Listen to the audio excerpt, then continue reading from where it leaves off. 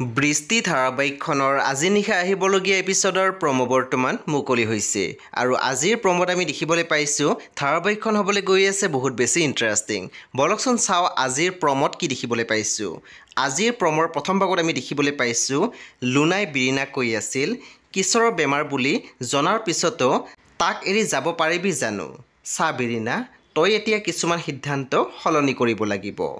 তাৰপিছত আমি প্ৰমোদ দেখিবলৈ পাইছোঁ সৌৰভে কৈ আছিল নিজৰ ভালপোৱা ছোৱালীজনীক কোনোবাই এনেকৈ আনৰ হাতত গতাই দিয়ে।